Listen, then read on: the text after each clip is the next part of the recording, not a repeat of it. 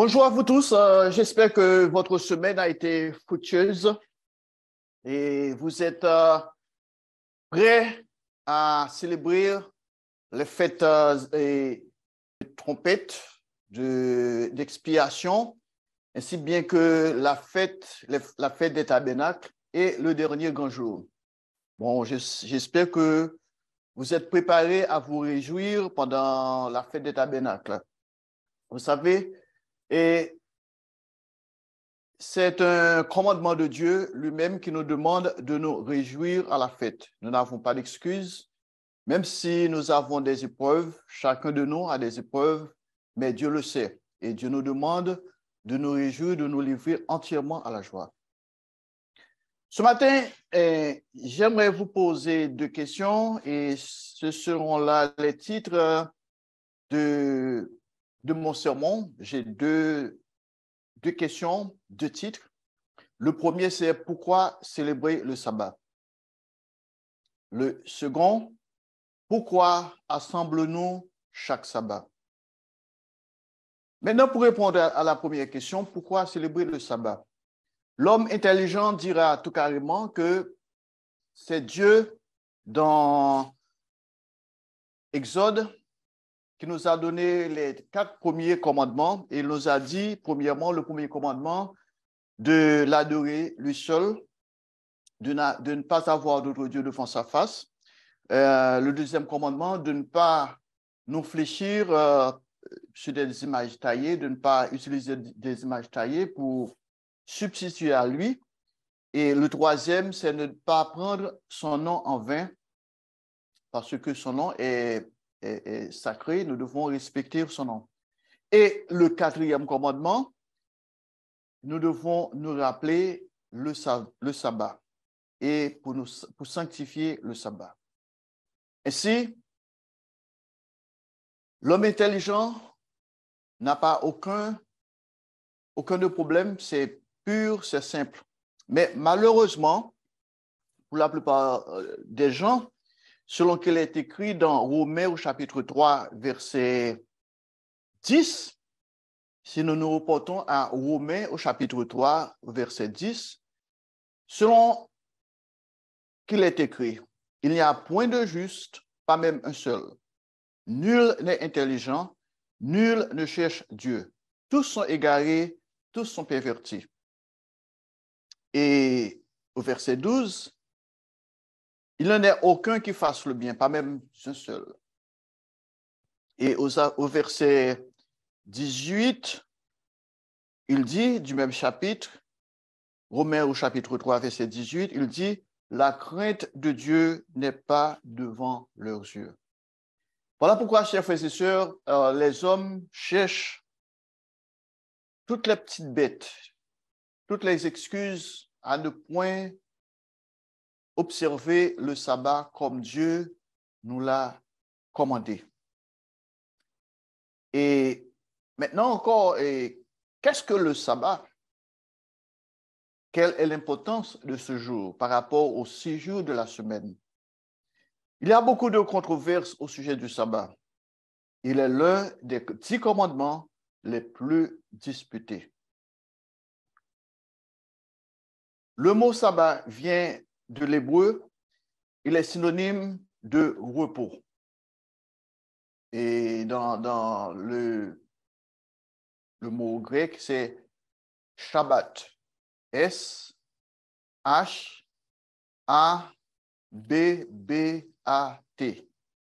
qui signifie repos et pause. On fait un arrêt, on fait une pause, et puis aussi intermission. Et le commencement du sabbat date de la création de l'histoire humaine.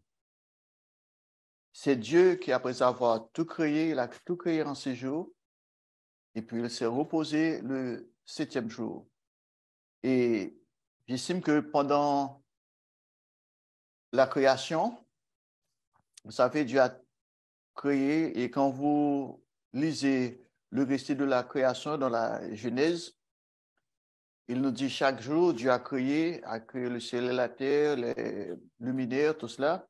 Et le sixième jour, il a dit, il n'est pas bon que l'homme soit... Il a dit, bon, faisons l'homme à notre image et à notre ressemblance. Et sinon, quand il dit faisons, c'est pluriel. Et le mot ici pour Dieu, c'est Elohim, plusieurs, pas une seule personne. C'est que le Dieu que nous connaissons, notre Père en tant que notre Père, et son Fils Jésus-Christ, travaillant conjointement, ils ont décidé de créer l'être humain. Et le septième jour, c'était, comme nous l'appelons, le jour de sabbat. C'est ce jour que Dieu a pris son temps pour expliquer au premier couple son but, son mode de vie, comment il faut vivre. Et cela leur a permis d'avoir une relation avec leur Dieu, avec leur Père. C'était ce moment-là qui était vraiment un moment opportun, un moment spécial. Et voilà pourquoi Dieu nous a demandé, rappelez-vous, souvenez-vous du jour de sabbat et le sanctifier. Sanctifier ici, mais explique, il faut mettre ce jour pas à part, il faut mettre ce jour de côté, quelque chose qu'on met à part pour un but bien déterminé. Et si vous pouvez vous reporter à Genèse au chapitre 2, nous allons lire les versets 2 et 3.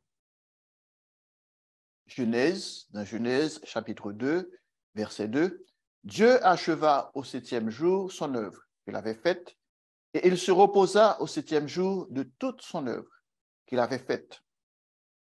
Verset 3, Dieu bénit le septième jour et il le sanctifia, parce qu'en ce jour, il se reposa de toute son œuvre qu'il avait été créé en la faisant. Notez bien cela.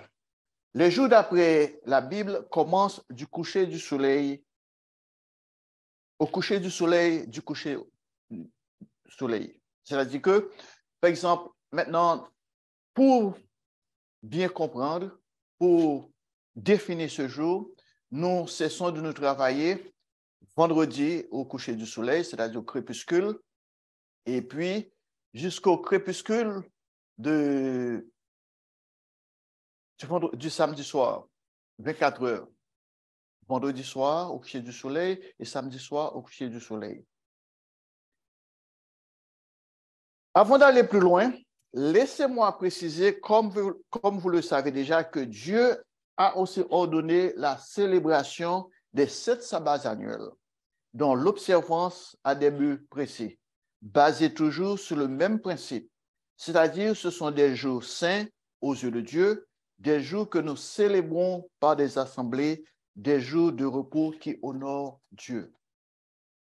Ce principe est véritable et valable pour le sabbat hebdomadaire, de même que pour les 7 jours annuels sabbatiques qui sont commandés dans Lévitique 23. Nous parlons de cela à chaque fête annuelle. Donc, je m'en passe aujourd'hui. Je ne vais pas prendre du temps pour m'élaborer sur les fêtes annuelles. Mais il n'y a pas un sabbat, il y a les sabbats.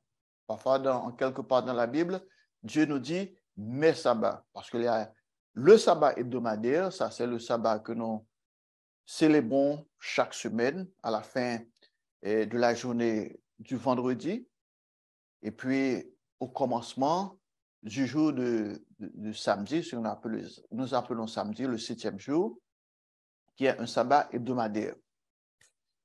Tâchons de comprendre l'importance du sabbat, sa signification et le changement qu'il apporte dans notre vie. Pourquoi l'esprit humain ne peut pas comprendre cela? Pourquoi les 10 commandements, le sabbat est celui qui est le plus disputé, le plus rejeté, le plus ridiculisé? On le traite de juif, alors que la création du sabbat a eu lieu avant l'existence même de la nation juive. C'est ce que nous venons de voir dans Genèse chapitre 2. Une chose est certaine, l'esprit humain se rebelle contre tous les commandements divins. l'esprit humain s'oppose au commandement divin, car l'esprit humain raisonne de façon physique, de façon charnelle, alors que les lois divines sont toutes fondées sur les principes spirituels. C'est cela la différence. Chers frères et sœurs, vous et moi, nous devons bien comprendre pourquoi nous observons le sabbat. Est-ce que c'est quelque chose que nous faisons parce que nous n'avons pas d'autre chose à faire et peut-être pour certaines personnes, c'est que le sabbat et l'assemblée, c'est une société, un endroit de se réunir parce qu'on n'a pas besoin de se vaquer à autre chose. Chers frères et sœurs, c'est un commandement divin. Dieu nous a commandé de nous assembler le jour du sabbat et nous allons le voir un peu plus loin. Et c'est spirituel. Vous savez, chers frères et sœurs, l'esprit humain ne peut pas comprendre ce qui est du domaine spirituel. Laissez-moi expliquer cela un peu plus clairement en vous expliquant ce que l'apôtre Paul a écrit dans sa première épître aux Corinthiens. 1 Corinthiens au chapitre 2, lisons les versets 6 à 14. Vous savez, et je sais que la plupart d'entre vous, vous avez des amis, vous avez des membres de famille qui ne sont pas dans l'Église. Et quand vous leur dites que vous gardez le sabbat et à chaque semaine, vous allez à l'église, peut-être ils cherchent à vous ridiculiser, ils cherchent à vous dire des choses pour vous détraquer. Mais voyons ce que l'apôtre Paul dit ici à 1 Corinthiens au chapitre 2, verset 6. Cependant, c'est une sagesse que nous prêchons parmi les parfaits, sagesse qui n'est pas de ce siècle, ni des chefs de ce siècle qui vont être anéantis. Nous prêchons la sagesse de Dieu, mystérieuse et cachée, que Dieu, avant les siècles, avait destinée pour notre gloire. Au verset 8, sagesse qu'aucun des chefs de ce siècle n'a connue, car s'ils l'eussent connue, ils n'auraient pas crucifié le Seigneur de gloire. Au verset 9, mais comme il est écrit, ce sont des choses que l'œil n'a point vues, que l'oreille n'a point entendues, et qui ne sont point montées au cœur de l'homme, des choses que Dieu a préparées pour ceux qui l'aiment. Au verset 10, Dieu nous les a révélées par l'Esprit, car l'Esprit sonde tout, même les profondeurs de Dieu.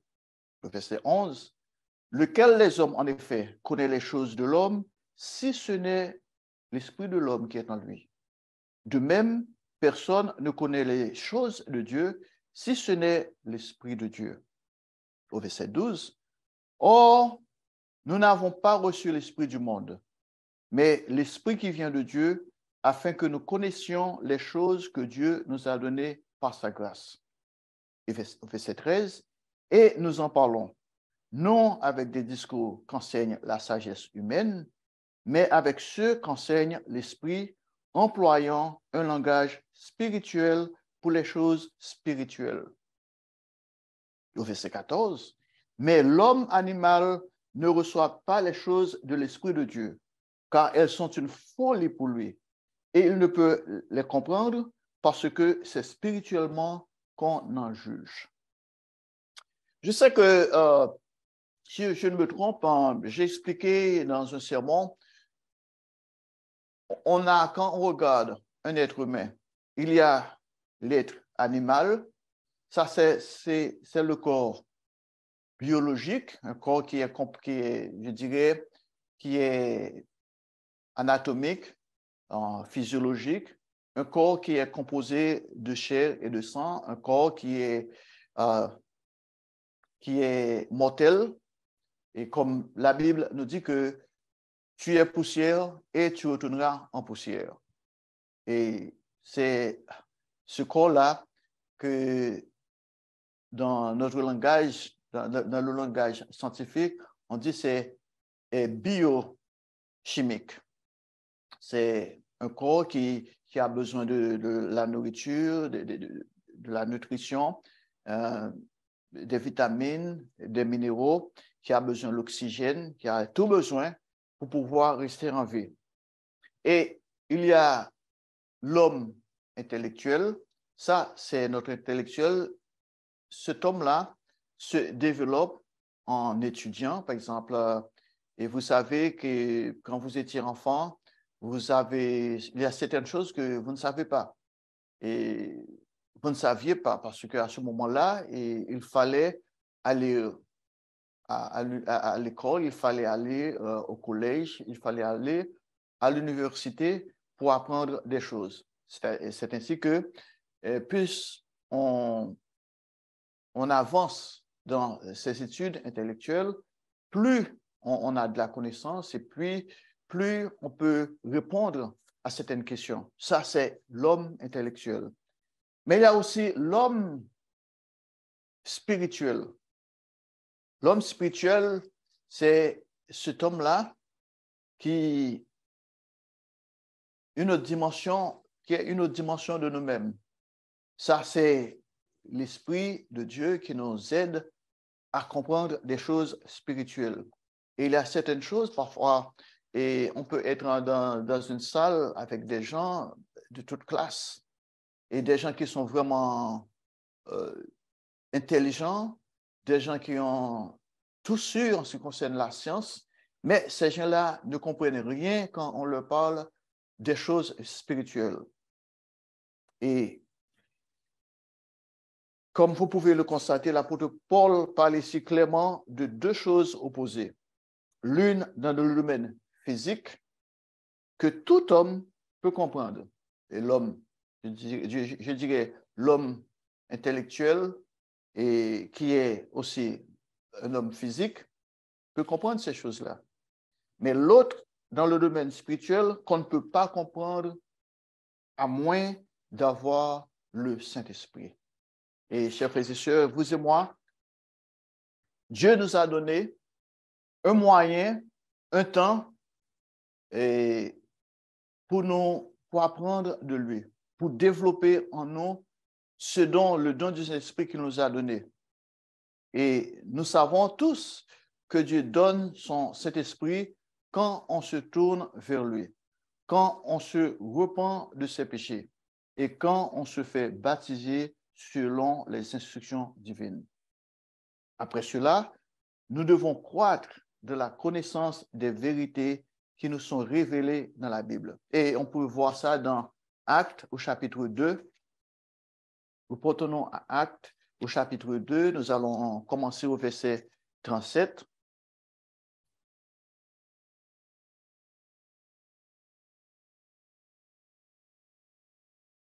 Actes chapitre 2 au verset 37. Après avoir entendu ce discours, ils eurent le cœur vivement touché et ils dirent à Pierre et aux autres apôtres, « Hommes frères, que ferons-nous? Nous avons une décision à prendre. Nous devons faire quelque chose. Que ferons-nous? » Et ainsi Pierre leur dit, « Repentez-vous. » Chers frères et sœurs, ça c'est le premier pas de notre conversion. Repentez-vous. Et ce n'est pas seulement avant notre baptême. Une fois que nous sommes appelés, nous avons reçu à l'appel de Dieu, nous devons nous repentir chaque jour de nos péchés. Nous devons nous repentir à chaque moment parce que vous et moi, nous sommes encore dans ce corps, nous faisons des choses qui déplaisent à Dieu, des choses qui ne sont pas en harmonie avec les commandements de Dieu et nous devons nous repentir. Ainsi, la repentance nous permet non seulement d'avoir une relation avec Dieu, mais aussi de croître. Repentez-vous et que chacun de vous soit baptisé au nom de Jésus-Christ. Le baptême, c'est un symbole, c'est une décision qu'on a prise, on a fait C'est comme la Bible a dit, on est mort en ce qui a trait au péché, en ce qui a trait au monde, et on est ressuscité en nouveauté de vie. On fait mourir le vieil homme. Maintenant, nous sommes ressuscités comme un homme nouveau. Nous avons un mode de vie différent, un nouvel mode de vie.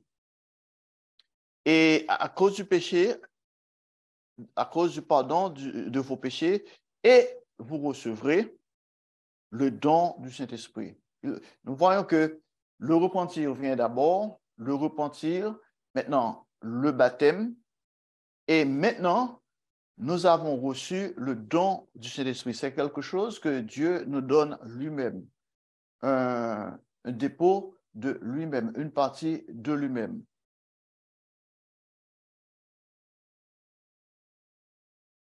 Oui, et ainsi, continuons. Et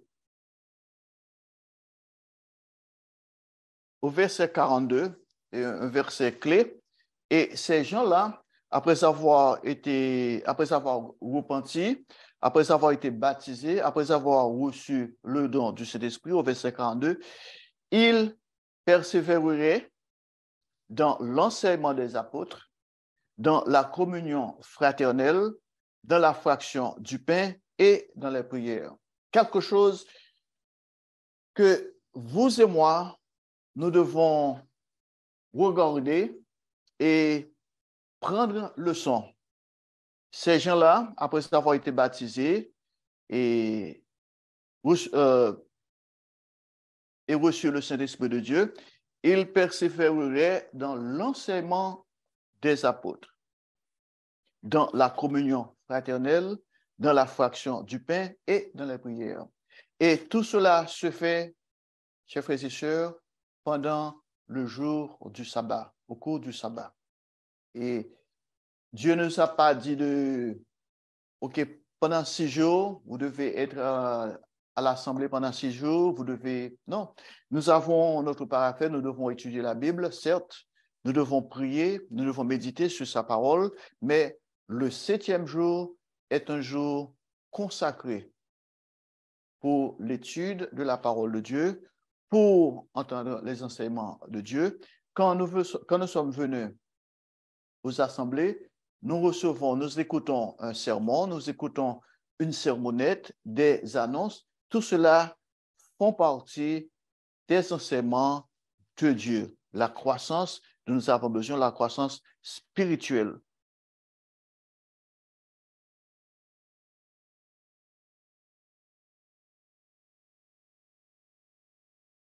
Vous savez, après cela, comme je viens de vous dire, nous devons croître dans la connaissance des vérités qui nous sont révélées dans la Bible. Il n'y a pas beaucoup d'hommes qui font cela. C'est pourquoi très peu de gens comprennent vraiment l'importance du sabbat et l'observent selon le commandement divin. C'est ici une base élémentaire. C'est pour cette raison également que, d'une façon générale, les gens se sentent libres d'observer n'importe quel jour de la semaine, sans y avoir une différence ou une importance quelconque. Vous savez, c'est Dieu qui nous a dit, OK, tu travailleras 6 jours et le 7e jour, tu dois te reposer et tu sanctifieras ce jour. Mais les hommes disent, non, non, OK, Dieu, nous allons faire les choses à notre façon. Nous allons choisir un jour qui nous plaît. Nous n'avons pas besoin de toi pour nous dire ce quoi faire. Non seulement l'observance du sabbat fait partie des 10 commandements de Dieu, où Dieu nous donne des précisions sur la façon de l'observer, mais encore le sabbat est un signe entre Dieu et ceux qu'il appelle. Ceci a été vrai lorsque Dieu a donné les 10 commandements et qu'il est toujours vrai aujourd'hui pour tous ceux que le Christ appelle. Je parle maintenant des véritables chrétiens qui suivent et observent les 10 commandements. Contrairement à ce que beaucoup de gens pensent, ce n'est pas Moïse qui a donné aux Juifs les 10 commandements. C'est le Christ qui a donné à tous ceux qu'il appelle et qui veulent devenir véritablement chrétiens. Notez ce qui est écrit dans Exode chapitre 31, versets 12 à 17. Nous portons à Exode, chapitre 31, verset 12. Exode, chapitre 31, verset 12. L'Éternel parla à Moïse et dit, au verset 13, « Parle aux enfants d'Israël et dis-leur, vous ne manquerez pas d'observer mes sabbats. Ce sera entre moi et vous, et parmi vos descendants, un signe auquel on connaîtra que je suis l'Éternel qui vous sanctifie. » Ça, c'est un signe entre Dieu et son peuple. En d'autres termes, on peut parler de la marque de Dieu. Au verset 14, « Vous observerez le sabbat, car il sera pour vous une chose sainte. Celui qui le profanera sera puni de mort.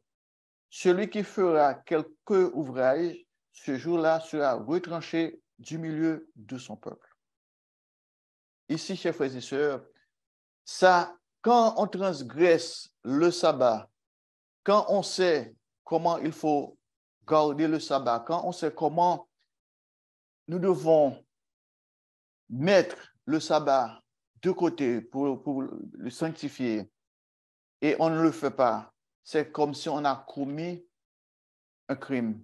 Ça, c'est un crime. Parfois, on peut dire, par exemple, pour les gens de ce monde, tous les autres commandements, par exemple, si on vole, ah, maintenant, ça, c'est un crime. Si on tue, ah bon, oui, c'est un crime. Si on fait un mensonge, ah oui. Mais pour le sabbat, non, non, non, pas de problème. On ne va pas vous mettre en prison si vous transgressez le sabbat. Par contre, on vous ridicule si on sait que vous gardez le sabbat, vous observez le sabbat. On vous juge, on pourrait même vous appeler être des fanatiques. Alors que Dieu ici nous dit que celui qui profanera le sabbat sera puni de mort. Celui qui fera quelque ouvrage ce jour-là sera retranché du milieu de son peuple. C'est qu'il n'y a pas, comme nous venons de le voir au verset 13, qui est un signe entre Dieu et son peuple. C'est que maintenant, on s'est mis à part, on s'est retranché du peuple de Dieu. Quand on commence à faire des choses, des compromis, quand on ne garde pas le sabbat et saint comme on devrait le faire. Verset 15, on travaillera 6 jours, mais le 7e jour est le sabbat, le jour du repos consacré à l'Éternel. Celui qui fera quelque ouvrage le jour du sabbat sera puni de mort. Au verset 16, les enfants d'Israël observeront le sabbat en le célébrant, eux et leurs descendants, comme une alliance perpétuelle, c'est-à-dire à tout jamais. Maintenant, quelqu'un vous dirait, ah bon, mais vous n'êtes pas parmi les enfants d'Israël, vous n'êtes pas un Israélite. Mais ce que dit la Bible, tous ceux qui ont été appelés par Dieu sont maintenant fils d'Abraham. Nous sommes tous des Israélites spirituellement parlant. Et Dieu nous a demandé de l'obéir. Nous faisons partie maintenant du peuple de Dieu. Un sacerdoce royal, une nation sainte. Et au verset 17, ce sera entre moi et les enfants d'Israël un signe qui devra durer à perpétuité. Car en 6 jours, l'Éternel a fait les cieux et la terre, et le 7e jour, il a cessé son œuvre et il s'est reposé. Mais c'est cruel, diront beaucoup de gens. Pourquoi Dieu est-il si exigeant? Pourquoi nous punirait-il si l'on transgresse le sabbat? Mais non, cette question est beaucoup plus profonde que vous ne le pensez. En premier lieu, Dieu n'est pas cruel. Il ne veut pas que nous mourions. Chacun des commandements divins nous protège du mal. Chacun des commandements divins a pour but de nous conduire à la vie éternelle. Si nous célébrions le sabbat de la façon dont Dieu décrit dans sa célébration, nous comprendrions non seulement pourquoi cette observance est nécessaire, mais encore quels en sont les bénéfices que nous en trouvons. Le corps humain a besoin de repos. Dieu le sait fort bien. C'est pourquoi il a ordonné l'observance du 7e jour.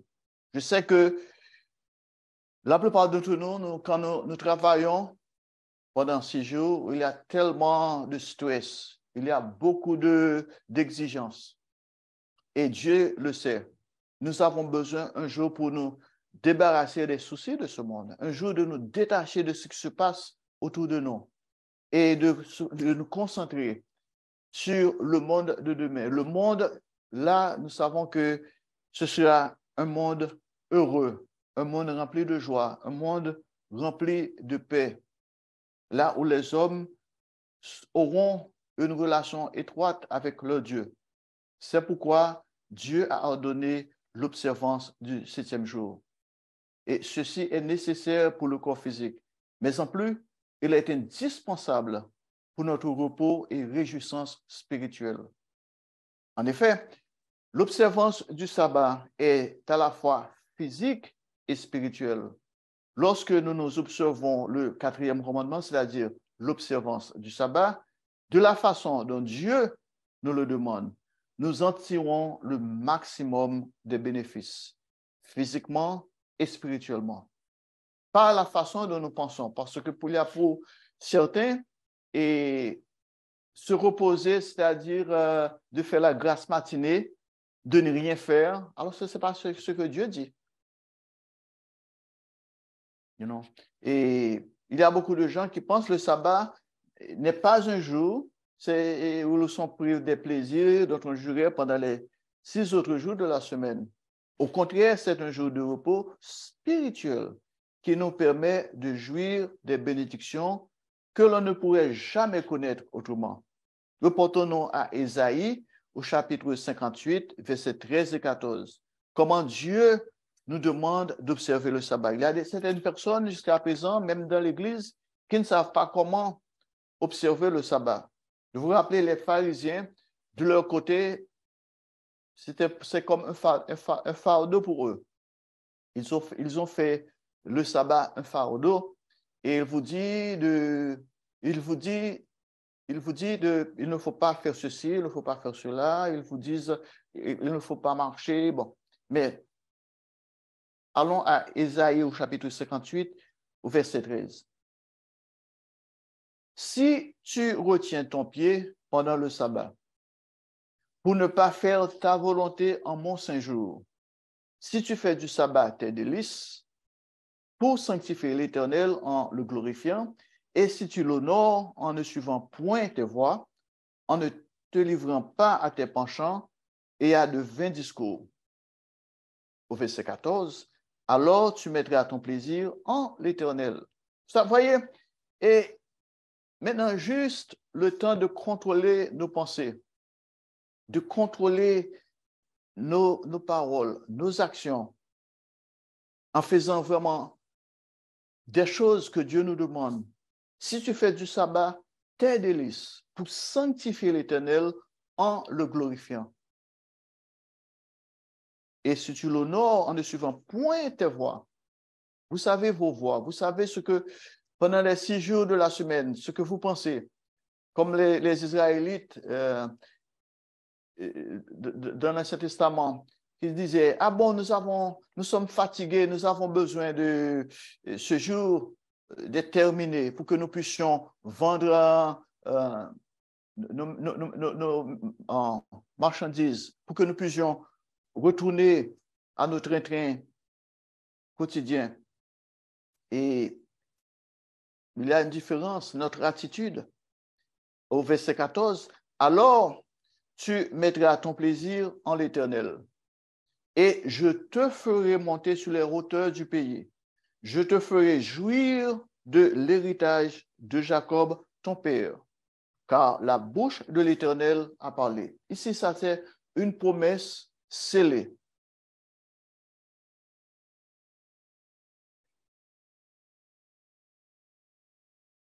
Dieu nous dit ici, si nous prenons plaisir en lui, il nous donnera des couronnes. Ici, quand il dit, je te ferai monter sur les hauteurs du pays, ça dit, nous recevons la capacité, nous recevons l'autorité pour diriger avec le Christ lors de son retour. Nous aurons des positions supérieures. Et il nous dit que ici, je te ferai jouir de l'héritage de Jacob, ton père. Dieu nous a promis d'être co-héritiers avec son Fils, Jésus-Christ. Le Christ héritera toutes choses et nous serons avec lui. Mais avant tout, vous et moi, nous devons donner la première place à Dieu. Nous devons adorer Dieu en toute honnêteté, en toute sincérité. Comme nous l'avions entendu pendant la sermonnette, on ne se moque pas de Dieu. Ce qu'un homme moissonne, ce qu'un homme sème, il le moissonnera aussi. Si vous et moi, si nous utilisons le Saint-Esprit pour semer de la justice, pour semer la paix, pour semer des choses dignes de louange qui viennent de Dieu, chers frères et sœurs, Dieu nous a promis qu'il nous bénira et nous hériterons toutes choses avec son Fils. Et vous savez, chers frères et sœurs, c'est dommage parce que ces versets nous révèlent non seulement la volonté de Dieu, mais encore le bénéfice qu'on tire de l'observance du sabbat. Il y a beaucoup de choses que l'on peut faire physiquement parlant le jour du sabbat, en plus du repos physique.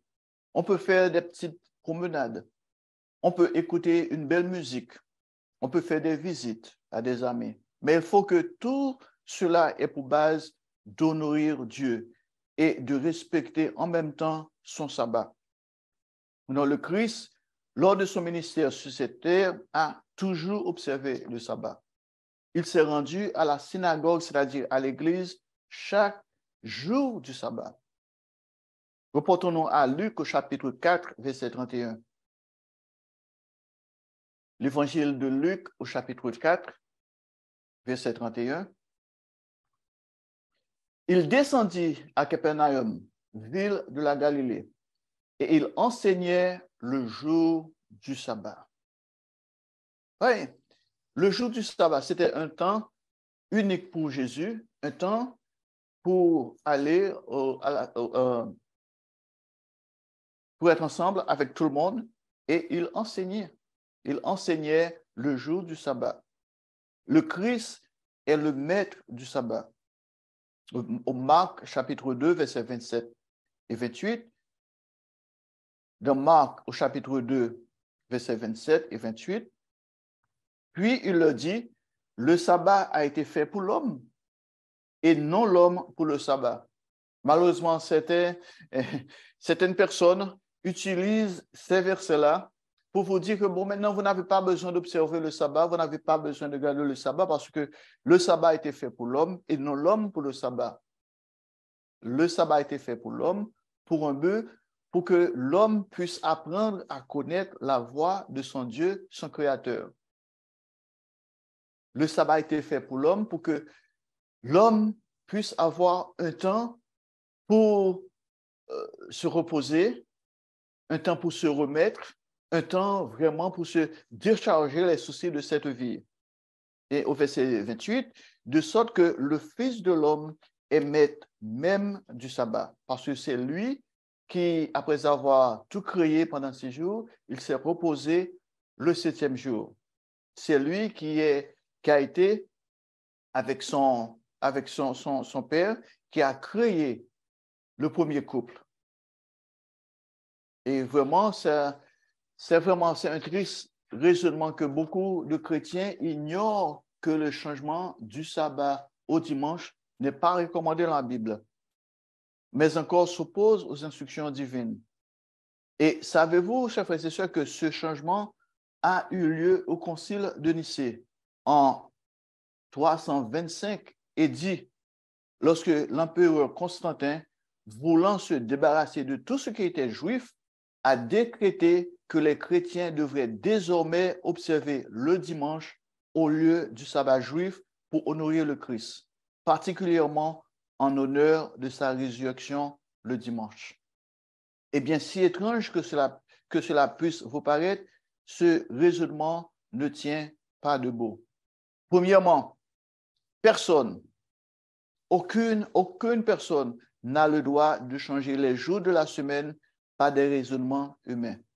Et ensuite, en réalité, le Christ n'est pas ressuscité un dimanche matin, contrairement à ce qui pensent la plupart des chrétiens.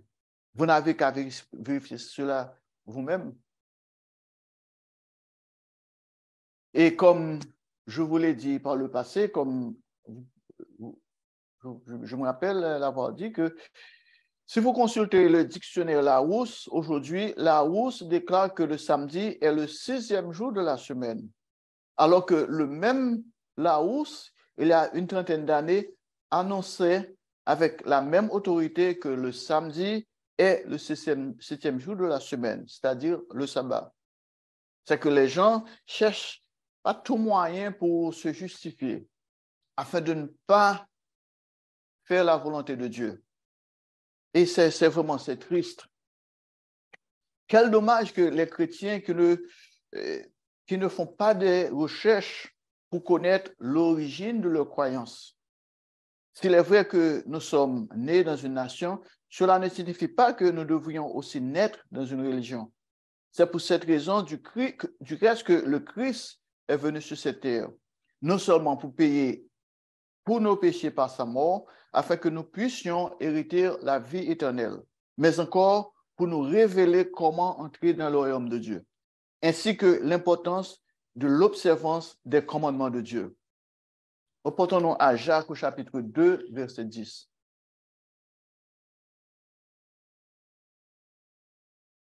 Jacques, la lettre de Jacques au chapitre 2, verset 10.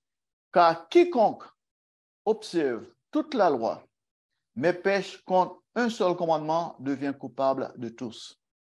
Vous ne pouvez pas dire que vous pouvez choisir ce que vous voulez garder. Oui, je veux pas tuer, je veux pas mentir, mais je peux briser le 4e commandement, je peux faire ce que je veux. Mais non, si vous transgressez le sabbat, vous péchez contre tous les autres commandements.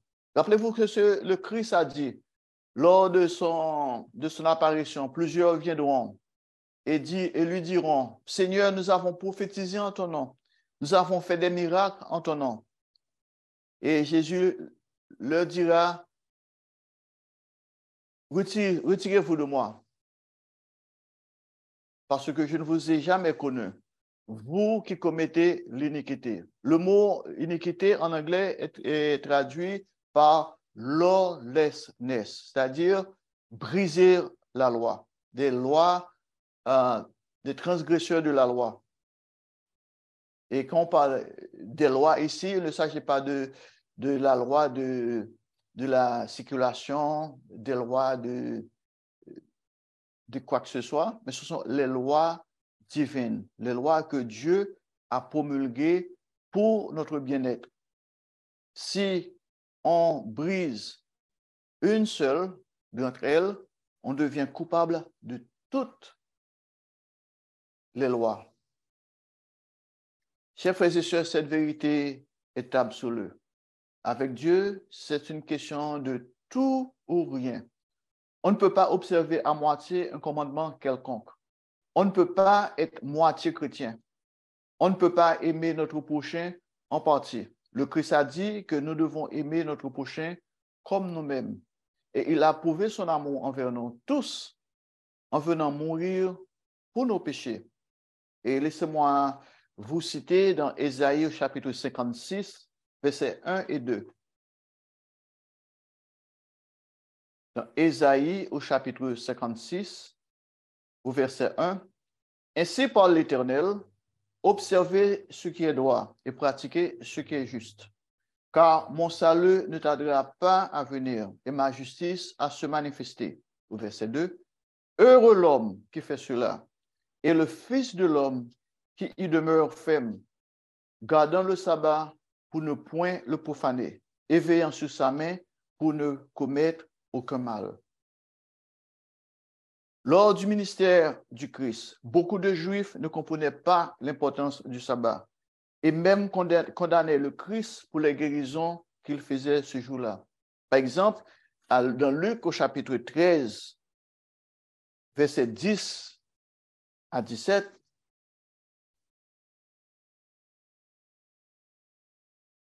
dans Luc chapitre 13 au verset 10, Jésus enseignait dans une des synagogues le jour du sabbat. Au verset 11, et voici, il y avait là une femme possédée d'un esprit qui la rendait infirme depuis 18 ans. Elle était courbée et ne pouvait pas du tout se redresser.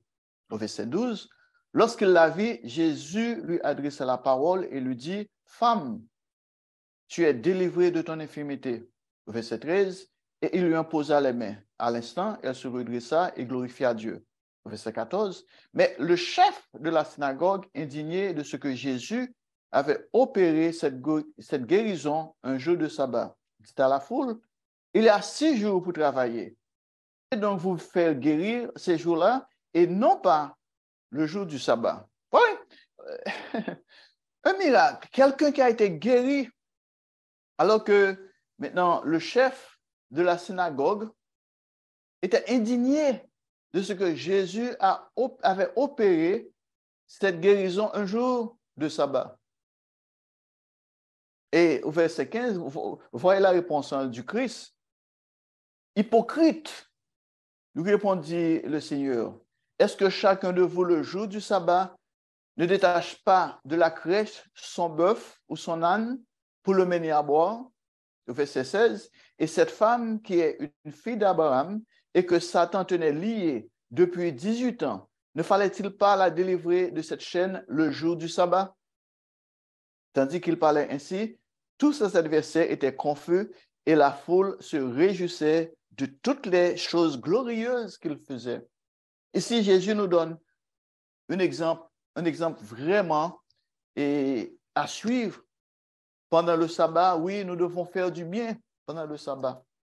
Et nous devons encourager les autres. Nous devons faire de notre mieux pour, non seulement pour adorer Dieu, mais pour démontrer l'amour. Parce que l'amour, il n'y a pas cette histoire devant Dieu. OK, j'aime, je pratique l'amour à ma façon.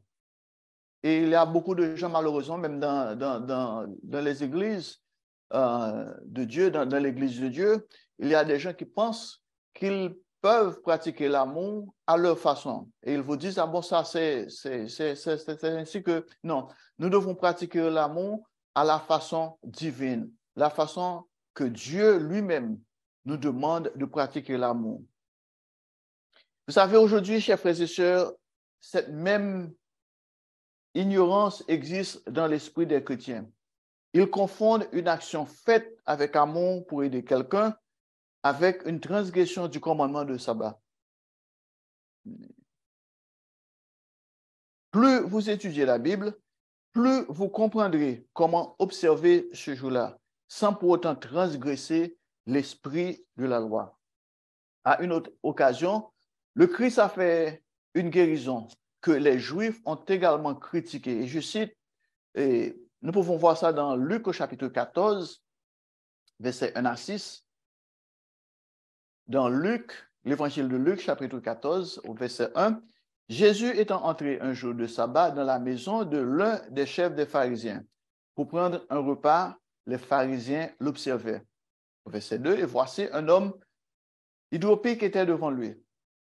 Au verset 3, Jésus prit la parole et dit au docteur de la loi et aux pharisiens, est-il permis ou non de faire une guérison le jour du sabbat? Au verset 4, il gardait le silence. Alors Jésus avança la main sur cet homme, le guérit et le renvoya. Au verset 5, puis il leur dit, lequel de vous, si son fils ou son bœuf tombe dans un puits ne l'en retira pas aussitôt, le jour du sabbat.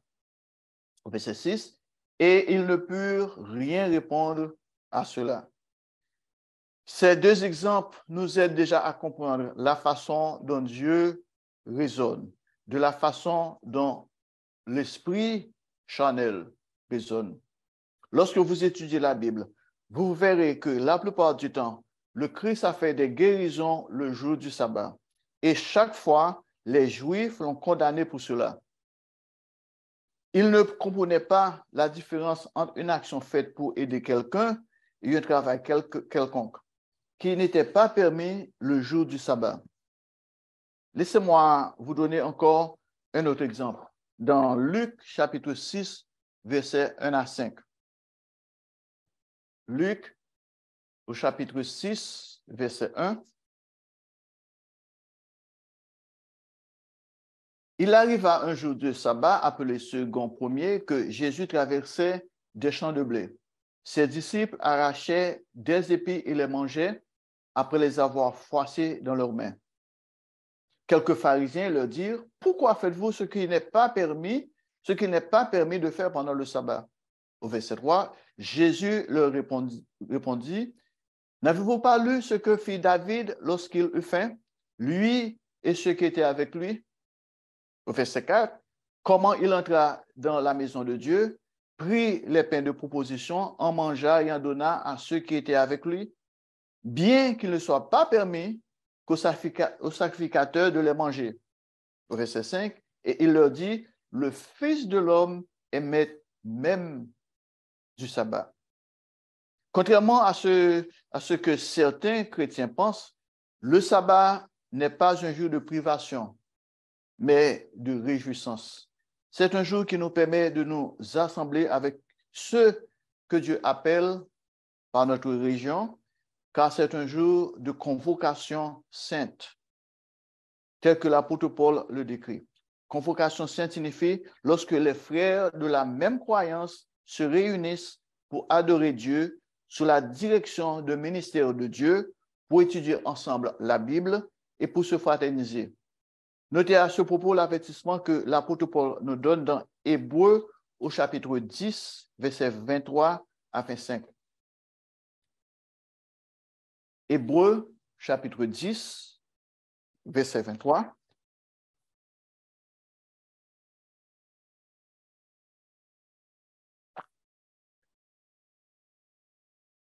Retenons ferme la profession de notre espérance, car celui qui a fait la promesse est fidèle. Verset 24. Veillons les uns sur les autres pour nous exciter à la charité et aux bonnes œuvres. Verset 25. N'abandonnons pas notre assemblée, comme c'est la coutume de quelques-uns, mais exhortons-nous réciproquement, et cela d'autant plus que vous voyez s'approcher le jour. Chers frères et sœurs, le sabbat est un moment pour nous de nous réunir, de nous fraterniser, non pas pour parler des choses banales, des choses triviales. S'il y a des gens qui viennent lors des assemblées pour s'exprimer sur les affaires politiques, sur les affaires mondaines. Non, chers frères et sœurs, nous devons mesurer nos paroles, nous devons contrôler nos pensées et nos actions, mais nous devons nous fraterniser, nous encourager les uns les autres. Comme l'apôtre Paul dit ici au verset 24, nous exciter à la charité et aux bonnes œuvres. Cela ne veut pas dire que lors des assemblées, chacun doit commencer à prêcher à son frère. Il y a des gens qui pensent cela, ils veulent exhorter les autres, ils veulent prêcher. Non, non, c'est pas là. Si votre frère a besoin de quelqu'un pour l'entendre, et bon, vous êtes là, et nous ne sommes pas des robots. Nous pouvons nous exprimer selon Dieu, nous pouvons encourager en utilisant des écrits et des écritures, sans avoir pour autant un sentiment de supériorité, un sentiment de comme je suis votre professeur, je veux vous corriger. Non, non, ça, c'est pas là du tout. Chers frères et sœurs, cette recommandation est d'autant plus importante de nos jours, puisque nous vivons au temps de la fin, dont parle l'apôtre Paul dans ces versets. Beaucoup de gens se demandent jusqu'à quand ce monde peut durer, vu les conditions dans lesquelles nous vivons tous, les guerres incessantes, les famines, la pauvreté, car 2 hommes sur 3 sur cette terre, à l'heure actuelle, ne mangent pas à leur faim. La situation est vraiment difficile, presque impossible dans certains pays. Et ce qui est encore pire, c'est que les choses vont en empirant. Parfois, on pense que maintenant, il va y avoir une amélioration. Et non, ça c'est vraiment dur ce qu'on entend, ce qu'on voit autour de soi. Lorsque vous considérez tout cela, vous constaterez que nous avons tout à gagner en faisant toujours la volonté de Dieu. Nous nous mettrons sous sa protection. Et en fin de compte, le sabbat a une signification qui surpasse toute imagination. Le sabbat symbolise le millénium, tout comme la fête des tabernacles qui préfigure le millénium. Le sabbat symbolise le millénium, le repos que Dieu accordera à toute l'humanité entière, un repos idéal, un temps où les souffrances cesseront sur cette terre. Lisez-les les détails dans Hébreux au chapitre 4. Reportons-nous à Hébreux au chapitre 4, lisons les versets 4 à 11. Hébreux chapitre 4, verset 4. Car il a parlé quelque part ainsi du 7e jour, et Dieu se reposa de toutes ses œuvres le 7e jour. Verset 5. Et ici encore, ils n'entreront pas dans mon repos. Or, puisqu'il est encore réservé à quelques-uns d'y entrer, et que ceux à qui d'abord la promesse a été faite n'y sont pas entrés à cause de leur désobéissance. Verset 7. Dieu fixe de nouveau un jour, aujourd'hui, en disant dans David, si longtemps après cela, comme il est dit pluriel, aujourd'hui, si vous entendez sa voix, n'endurcissez pas vos cœurs. Verset 8. Car si Josué leur eût donné le repos, il ne parlerait pas après cela de notre jour. Verset 9. Il y a donc un repos de sabbat réservé au peuple de Dieu. Verset 10. Car celui qui entre dans le repos de Dieu se repose de ses œuvres, comme Dieu s'est reposé des siennes. Verset 11. Efforçons-nous donc d'entrer dans ce repos, afin que personne ne tombe en donnant le même exemple de désobéissance. Ainsi donc, mes frères et sœurs, appréciez le sabbat.